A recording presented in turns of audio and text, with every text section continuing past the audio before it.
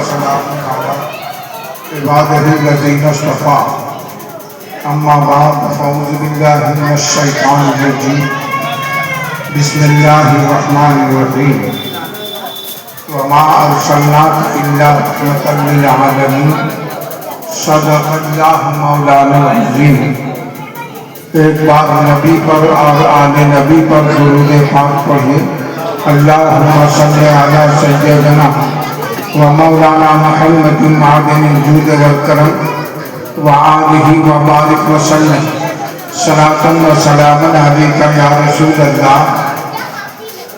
امام اہل سنت مجدد ملت رطب اللسان ہیں، فرماتے ہیں کہ ہوتے کہاں خلیل بنا کعبہ و منا، ہوتے کہاں خلیل بنا کعبہ و منا، لولاک والے صاحبی سب تیرے گھر کی ہے، لولاک والے صاحبی سب تیرے گھر کی ہے۔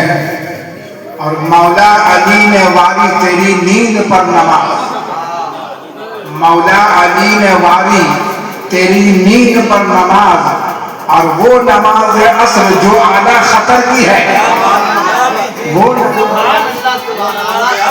جو اعلیٰ خطر کی ہے، اعلیٰ حضرت کی شان ہے۔ مولا علی نے واری تیری نیند پر نماز، اور وہ نماز عصر جو اعلیٰ خطر کی ہے۔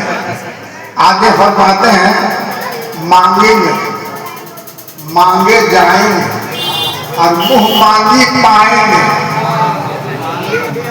مانگیں گے مانگے جائیں گے، اور منہ مانگی پائیں گے۔ سرکار میں نہ لا ہے نہ حاجت اگر کی ہے، سرکار میں نہ لا ہے نہ حاجت اگر کی ہے۔ سرکار ہم گواروں میں طرز ادب کہاں، سرکار ہم گواروں میں طرز ادب کہاں، ہم کو تو بس تمیز یہی بھیک بھرتی ہے، ہم کو تو بس تمیز یہی بھیک بھرتی ہے۔ اور ثابت ہوا کہ جملہ فرائض فروع ہے، اصل الاصول بندگی استاد کی ہے۔ ذکر خدا جو ان سے جدا چاہو نزدیو، واللہ ذکر حق نہیں کنجی سکتی ہے۔ آپ کچھ بول دے، آپ کچھ سنا دے عشق کے بولوں میں اے رضا، آپ کچھ سنا دے عشق کے بولوں میں اے رضا، مشتاق طبع لذت سوز جگر کی ہے۔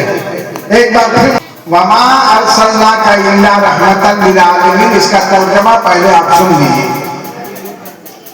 پہلے یہ سنیے کہ عالم کتنے ہیں، ٹھیک ہے؟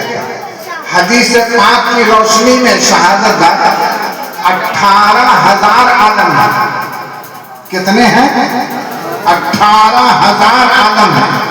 اور قرآن فرماتا ہے کہ الحمدللہ رب العالمین، مانے ہر عالم کا رب وہی ہے، اللہ، ٹھیک ہے؟ ہر عالم کا رب اللہ ہے، اور ہر عالم کی رحمت مصطفیٰ ہے، رحمت مصطفیٰ، اس لیے کہ وما ارسلناک الا رحمۃ للعالمین، 18,000 عالم کی رحمت بن کر کے آئے۔ حالانکہ حضرت ابو الوفا فصیح قاضی پوری فرماتے ہیں کہ وہ ہر عالم کے رحمت ہیں، کسی عالم میں رہ جاتے ہیں۔ 18,000 عالم ہیں، ماہ عالم ہے، 18,000 عالم ہیں، تو کسی عالم میں میرے مصطفیٰ رہ جاتے ہیں، لیکن یہی عالم پسند ہے، یہی عالم پسند ہے۔ اور آج بھی مدینے میں آرام فرما رہے ہیں، تو وہ ہر عالم کے رحمت ہے، کسی عالم میں رہ جاتے، یہ ان کی مہربانی ہے کہ یہ عالم پسند آیا۔ تو اب دیکھیے قرآن فرماتا ہے الحمدللہ رب العالمین، یعنی سارے عالم کا رب اللہ ہے۔ رب کا مطلب ہوتا پالنے والا، پرورش کرنے والا، رزق دینے والا، روزی دینے والا، اور سب کو روزی دے رہا ہے، سب کو روزی دے رہا ہے، یعنی اس کے روزی دینے میں وہ کسی کا محتاج نہیں ہے، مانے انسان کو بھی دے رہا ہے، جو جانور چلتا پھرتا ہے اس کو بھی دے رہا ہے، اور جو پودا نہیں چلتا پھرتا ہے اس کو بھی رزق دے رہا ہے۔ جو پودا درخت پیڑ آپ مانتے نا ان کو بھی منے روزی ملتی ہے، پیڑ پودے یہ جتنے ہیں ان کو بھی روزی ملتی ہے۔ یہ اور بات ہے کہ جو رزق ہم کو ملتا ہے وہ اس کو نہیں ملتا، لیکن پودا اور پیڑ درخت جتنے ہیں یہ سب ایک جگہ ہے، اس لیے اللہ نے اس کا رزق وہیں پہنچایا۔ جیسے دھوپ کی کرنیں وہیں پہنچی، ہوا اس کو وہیں پہنچی، جناب نمی ان کو وہیں پہنچی، بارش ان کو وہیں پہنچی، اس طرح سے جناب وہ پودے بڑھتے ہیں، نشو و نما پاتے ہیں، لیکن جانور جو چل پھر سکتے ہیں اس کو جناب کھڑا کھڑا اللہ نے رزق نہیں دیا، کہاں تم نکلو اب جا کر کے شکار کھوجو، اپنا رزق تلاش کرو۔ اور انسان بھی چونکہ چلتا پھرتا ہے مگر انسان کو اللہ نے عقل دیا، انسان کو اللہ نے عقل دیا ہے۔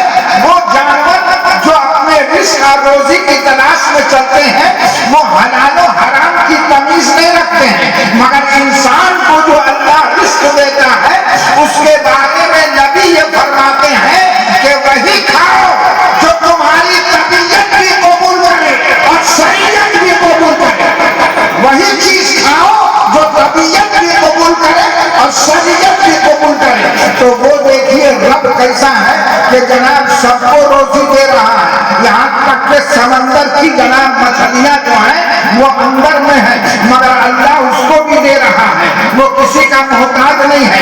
تو جس کو اللہ روزی دے رہا ہے اور جس کا رب اللہ ہے اس کے لیے میرے مصطفیٰ رحمت ہیں، اس لیے کہ رب العالمین بتا رہا ہے کہ ہر چیز کا وہ رب ہے، اسی طرح سے رحمت للعالمین یہ بتا رہا ہے کہ جس چیز کی پرورش جس کا رب اللہ ہے اس کے لیے میرے مصطفیٰ رحمت ہے۔ اب 18,000 عالم ہے اور 18,000 عالم کے لیے میرے مصطفیٰ رحمت ہے۔ اب یہ بات تو آپ سمجھ گئے، لیکن اب آئیے سرکار کی آمد، بولو نا ذرا زور سے، ارے چپ نہ ہے رہتے ہو بابا، زور سے بولو۔ اب ایسا تھوڑا ہے کہ خالی بچوا بولے گا بڑکا نہیں بولے گا، بڑا بھی بولیے سرکار کی آمد، دلدار کی آمد، سرکار کی آمد، دلدار کی آمد۔ اب دیکھیے 1000 سال پہلے سے نبی کے آنے سے 1000 سال پہلے یعنی حضرت عیسیٰ نبی جنہ علیہ الصلوۃ والتسلیم سے بہت پہلے یمن کا ایک بادشاہ تھا، شاہ یمن تبع اول حمیری، یہ اپنی سلطنت کے دورے پر نکلا اپنی فوج لے کر۔ یہ بات یاد رکھے گا، نبی سے 1000 سال پہلے، ٹھیک ہے، وہ نکلا تو اس میں 12,000 علماء تھے، 12,000 علماء حکیم طبیب 12,000 تھے، اور 1.5 لاکھ گھوڑ سوار تھے، اور 1,13,000 پیدل، میں ٹوٹل تقریباً مان لیجیے 3 لاکھ فوج لے کر کے نکلے، ٹھیک ہے۔ اب جدھر جائے جہاں سے اس کا گزر ہو فوج کا، لوگ دیکھنے کے لیے بھیڑ لگا دے۔ چلتے چلاتے جب وہ مکہ میں آئے، 3 لاکھ کی فوج جب مکہ آئی تو ایک کو آدمی گھر سے نہیں نکلا، بولیے سبحان اللہ، ایک بھی آدمی گھر سے نہیں نکلا۔ اب بادشاہ کو لگا کہ ہم تو جہاں جاتے ہیں لوگ بھیڑ لگا دیتے ہیں دیکھنے کے لیے میری شان و شوکت، لیکن یہ مکہ ایسا ہے کہ جناب یہاں سے ایک آدمی بھی نہیں نکلا۔ تو کسی سے پوچھا کہ بھائی اس شہر میں لوگ ہیں کہ نہیں؟ کہاں سب ہے؟ کہا تو پھر ہم کو دیکھنے کوئی نہیں نکلا۔ بادشاہ بولا ہم کو دیکھنے کوئی نہیں نکلا۔ کہا سنیے، یہاں کے جو لوگ ہیں جو خادم الحرمین ہیں، جو خادم کعبہ ہیں، یہاں ایک کعبہ اللہ کا گھر ہے، اس کے حج کے لیے دنیا کے کونے کونے سے لوگ آتے ہیں.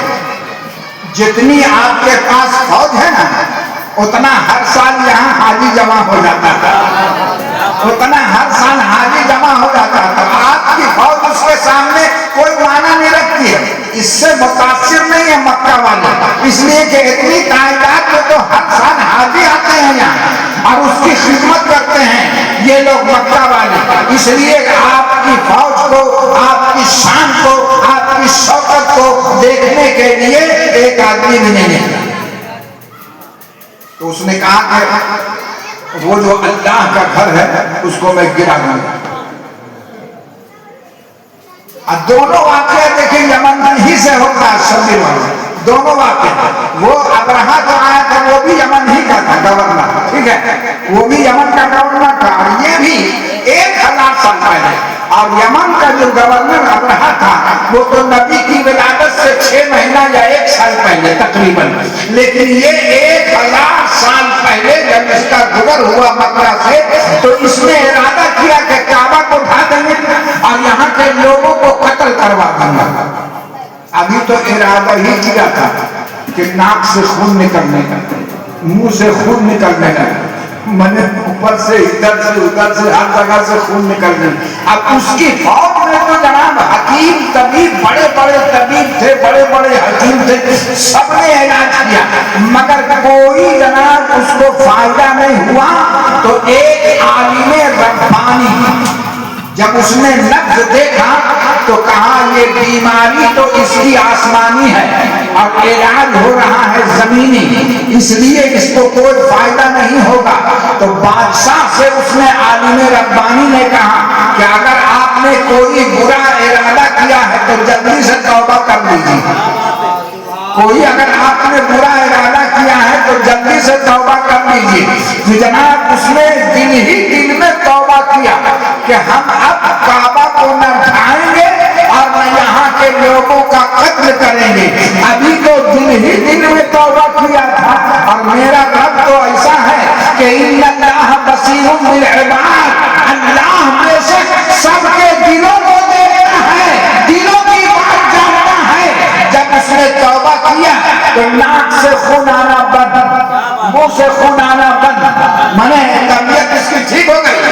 توبہ کرنے کے بعد طبیعت جب ٹھیک ہو گئی تو مکہ کے جتنے لوگ ہیں سب کو جناب جوڑا، 2 جوڑا، 3 جوڑا کپڑا عطا کیا اور کعبے پر اس نے ریشمی غلاف چڑھا. کعبے پر ریشمی غلاف چڑھا 1000 سال پہلے. وہاں سے پھر وہ جب چلا تو وہ لشکر مدینہ پہنچا، مکہ سے مدینہ پہنچا. جب مدینہ پہنچا تو چونکہ 12000 علماء تھے اس لشکر میں، ان لوگوں نے وہاں کی مٹی کو سونگ کر کے، جب مٹی کو سونگا علماء تو کہا ارے یہ تو ہم نے جو کتابوں میں پڑھا ہے ویسے ہی مٹی نظر آ رہی ہے. مانے انجیل میں، توریت میں ہم نے جو پڑھا ہے ویسے ہی مٹی سونگ کر کے اس نے کہا کہ جناب یہی وہ مٹی ہے جہاں سرکار کی آمد ہوگی، یہی وہ مٹی ہے جہاں دلدار کی آمد ہوگی، یہی وہ مٹی ہے کہ ہجرت کر کے خاتم النبیین تشریف لائیں گے. مٹی میں کیا خاص بات تھی جو جناب توریت اور انجیل کے علماء نے سونگ کر کے 1000 برس پہلے بتا دیا کہ جو علامتیں ہماری کتابوں میں ہیں کہ ایسی مٹی میں جہاں ایسی خوشبو ملے گی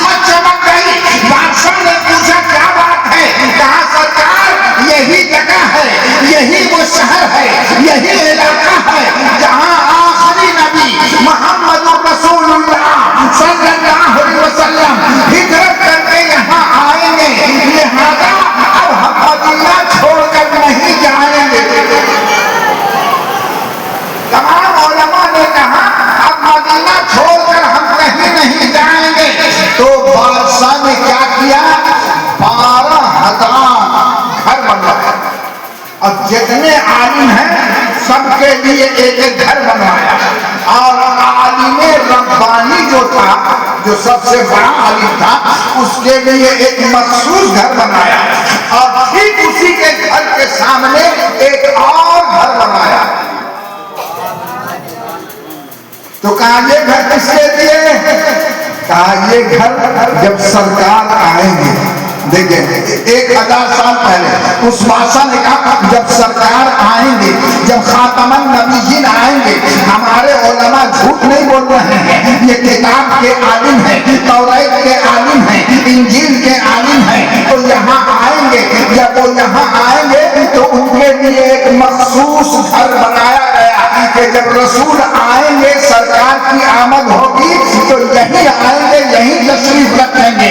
اور ساتھ ہی ساتھ ایک خط لکھا، اس بادشاہ نے ایک خط لکھا کہ یہ تبع اول حمیری کی جانب سے جناب محمد الرسول اللہ صلی اللہ علیہ وسلم کی خدمت میں۔ اس میں کیا لکھا کہ یا رسول اللہ، میں رہوں یا نہ رہوں، میں یہ خط آپ کے نام لکھ کر کے جا رہا ہوں۔ آپ آئے گے 1000 برس پہلے، مگر آج ہی میں آپ پر ایمان لاتا ہوں، آج ہی میں آپ پر ایمان لاتا ہوں، اور آج آپ کی امت میں سب سے پہلی امت میں۔ تو اول حمیری نے خط میں لکھا، اور یہ بھی لکھا کہ یا رسول اللہ، کل قیامت کے دن اس گنہگار کو بھول مت جائیے۔ یہ خط لکھا اور اس عالم ربانی کو دیا، کہا اس کو رکھو، اگر تمہاری زندگی میں سرکار آ گئے تو یہ خط میرا پہنچا دینا، اور اگر تمہاری زندگی میں نہیں آئے تو سرکار، وہ عالم ربانی سے بادشاہ نے کہا کہ اگر تمہاری زندگی میں نہ آئے تو تم اپنے بیٹے کو یہ خط دے دینا، اس کے بیٹے کو پھر اگر اس کے بیٹے کی زندگی میں نہ آئے تو وہ جناب اپنے بیٹے کو دے دے۔ من نسلن بعد نسلن 1000 سے وہ خط عالم ربانی کی اولاد میں چلتا رہا، اور آخر میں جانتے ہیں وہ خط کہاں پہنچا؟ حضرت ابو ایوب انصاری کے پاس۔ بولے سبحان اللہ۔ وہ خط ابو ایوب انصاری کے پاس پہنچا۔ اس کا مطلب ہے کہ ابو ایوب انصاری جناب جاہل گھرانے سے نہیں تھے، عالم ربانی کے خاندان سے تھے، اور ان کے خاندان میں بڑے بڑے علماء ہوئے، اور وہ خط چلا آیا حضرت ابو ایوب انصاری کے پاس۔ حضرت ابو ایوب انصاری نے وہ خط اپنے خادم ابو لیلہ کے سپرد کر دیا کہ یہ رکھے رہو، اور جب بھی سرکار آئیں گے یہ خط مجھ کو دے دینا۔ اور ادھر کیا ہے کہ مکہ سے ہجرت کر کے مدینہ چلے آ رہے ہیں میرے مصطفیٰ۔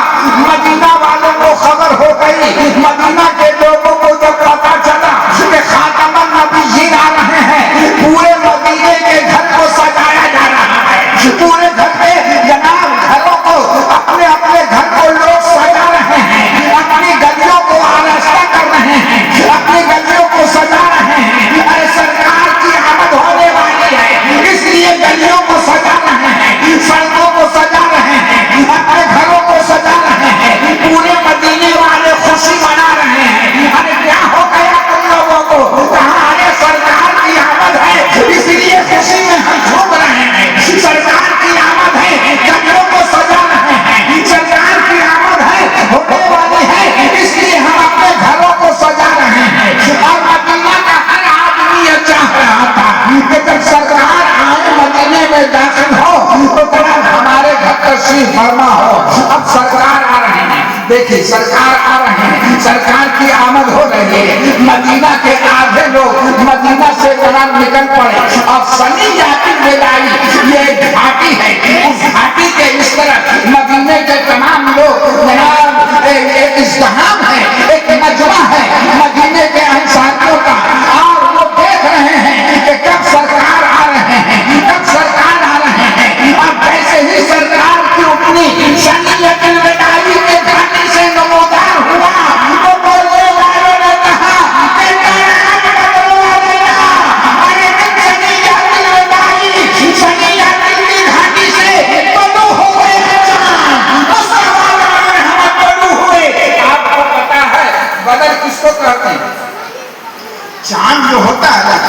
ایک تو ہم لوگ کمر بولتے ہیں, ایک ہم لوگ ہلال بولتے ہیں, ایک ہم لوگ بدر بولتے ہیں.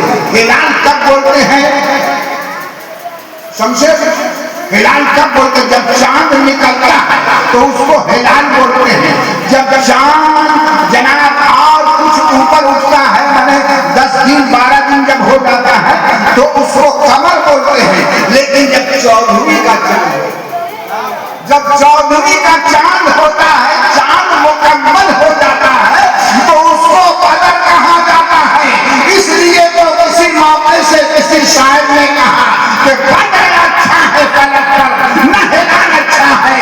ارے آنکھ والا ہو تو دونوں سے ہلال اچھا ہے. اب لکھنے والے نے لکھا کہ کائنات بدرو علینا, میں نے مکمل چاند, مکمل رسالت کا چاند طلوع ہو رہا ہے. مصطفیٰ جان رحمت کو دیکھنے کے بعد لوگوں کی خوشیوں کا یہ عالم ہے کہ وقت میں جھوم رہے تھے اور سب کے سب ہوش میں تھے, کوئی بے ہوش نہیں تھا. ارے حسن یوسف کو دیکھ کر کے جناب انگلیوں کو کاٹ دیا تھا عورتوں نے. عورتوں سے پوچھو تو وہ بولے گی کہ ہم کم بے ہوش تھے, خود رفتہ تھے, کچھ ہم کو سمجھ میں نہیں آیا, انگلی کٹ گئی. مگر اعلیٰ حضرت فرماتے ہیں کہ حسن یوسف کے پتی مصر میں انگشت بنا اور سر لگاتے ہیں تیرے نام پہ مردان عرب. یہ مردان عرب جو سر لگا رہے ہیں نبی کے نام پر, ذرا مردان عرب سے پوچھو ارے ہم بے ہوش ہیں, بے ہوشی کا عالم ہے. کہا ہم بے ہوش نہیں ہیں, ہوش میں ہیں. ہم اپنے نبی پر جان دے رہے ہیں, ہم اپنے نبی کے نام پر سر لگا رہے ہیں. تو جناب مصطفیٰ جیسے ہی نمودار ہوئے تو سب خوش تھے.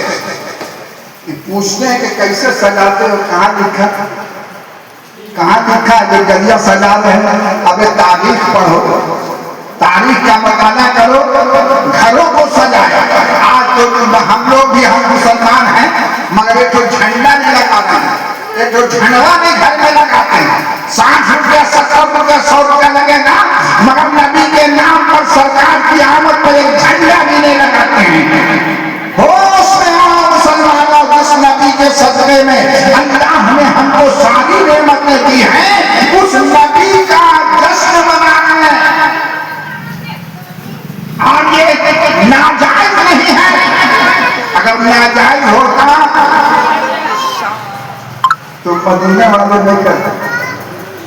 اور مدینے کی لڑکیاں پڑھ رہی تھی, دادا آج بدرو علینا, دف بجا رہی تھی. دف, دف کس کو کہتے ہیں جو ایک ہاتھ سے ایک طرف بجتا ہے, اس میں میوزک نہیں. آج جو نعت پڑھ رہے ہیں لڑکے سب نعت پڑھتے ہیں تو نعت پڑھتے ہیں اور اس میں ایک میوزک ہوتا ہے. وہ آپ میوزک مت لیجیے, میوزک حرام ہے, ٹھیک ہے. اور اگر آپ کے عقیدے میں حلال ہے تو آپ اپنے پاس رکھیے اس کو. نعت پڑھیے, سیدھی سادھی نعت پڑھیے, نعت مصطفیٰ. اور دم یہ سب کچھ نہیں, ٹھیک ہے. آئندہ سے اس کا خیال رکھیے گا. تو دف بھی بجانا ایک ہاتھ, لڑکیاں بجا رہی تھی. اللہ کے پیارے نبی نے منع نہیں کرنا, منع نہیں فرمایا. اللہ کے نبی نے اس بچیوں کو منع نہیں فرمایا. خوشی کا اظہار کرو, گلیوں کو سجائے ہوئے تھے مسلمان. اور اللہ کے پیارے نبی جب پہنچے, دیکھیے کہتے ہیں نا کہ اور کوئی غیر ان سے کر رہا ہو بھلا. ارے جب خدا ہی نہ چھپا تجھے کروڑوں درود. جیسے ہی میرے مصطفیٰ کی اٹھنی ناکا, جیسے وہ سورہ اٹھنی کا نام ہے نبی کا, تو کسوا حضرت میں نے نبی کی جب اٹھنی چلی تو جتنے مدینہ کے لوگ رہے, سرکار میرے گھر میں, سرکار میرے گھر میں, تو نبی نے فرمایا کہ میری اٹھنی کی نکیل کو چھوڑ دو, جہاں اٹھنی بیٹھے گی وہی نہیں, جہاں اٹھنی بیٹھ جائے گی میں اسی گھر میں داخل ہو جاؤں گا. آپ اندازہ کرو اللہ کے پیارے نبی جس اٹھنی پر سوار ہے, اللہ نے اس کو بھی کتنی عقل دے دی, کتنا علم دے دیا کہ اٹھنی وہیں پر بیٹھ گئی جہاں 1000 سال پہلے عالم ربانی کے گھر کے سامنے خاص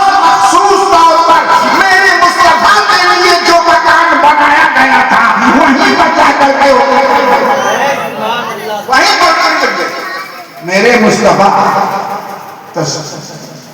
اترے اٹھنی سے، لیکن کچھ دیر ابو ایوب انصاری کے یہاں رکے کچھ روز. جیسے ہی تشریف فرما ہوئے تو ابو ایوب انصاری نے صحابہ پر اشارہ کیا اپنے خادم کو، ابو لیلہ کا، وہ جو خط نسلاً بعد نسلین آ رہا ہے، شاہ یمن تبع اول حمیری نے جو لکھا تھا وہ خط لے آیا. گیا ابو لیلہ اور لے کر کے آئے نبی کی بارگاہ میں. تو نبی کی بارگاہ میں جب آئے تو جانتے ہیں نبی کیا فرماتے ہیں؟ تمہارا ہی نام ابو لیلہ ہے، تمہارا ہی نام ابو لیلہ ہے.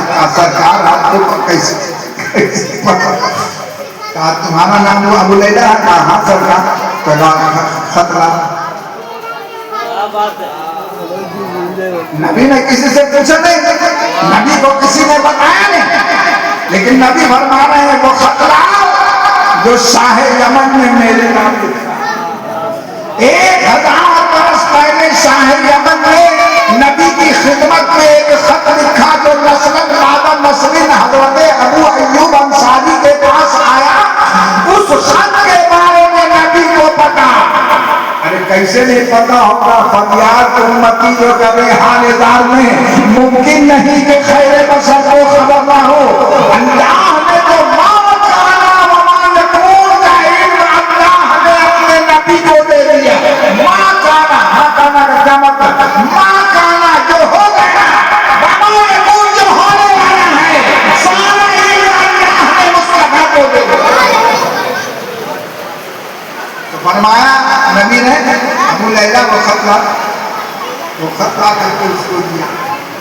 تو سرکار کی آمد پر مدینے والوں نے گھر کو سجایا، سڑکوں کو سجایا، گلیوں کو سجایا، خوشیاں منایا اللہ کے پیارے نبی کی آمد پر.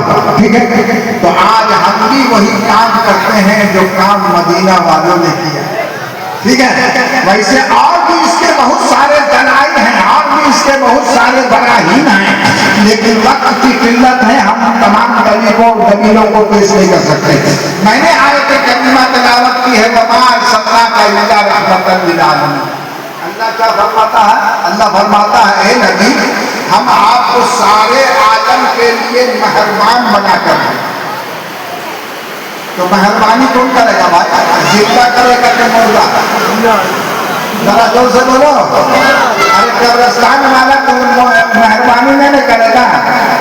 مہربانی کرنے کے لیے زندہ ہونا ضروری ہے. اور قرآن فرماتا ہے نبی ہم آپ کو سب کے لیے مہربان بنا کر بھیج رہے ہیں. اس کا مطلب ہے کہ ہمارے نبی زندہ ہیں، اس لیے بریلی کے یادگار فرماتے ہیں تو زندہ ہے اللہ، تو زندہ ہے اللہ، میرے چشمے عالم سے چھپ جانے والا. مردہ مہربانی نہیں کرتا، مردہ مہربانی کرے گا. مہربانی کرنے کے لیے زندہ ہونا ضروری ہے. تو رحمت للعالمین کا مطلب یہ ہوا کہ نبی آج بھی زندہ ہے. اگر ہم اس کو مردہ مانتے ہیں تو مردہ تو مہربانی کرتا نہیں ہے. آپ کو ماننا پڑے گا کہ نبی زندہ ہے. یہ پہلی شرط. ٹھیک ہے، دوسری شرط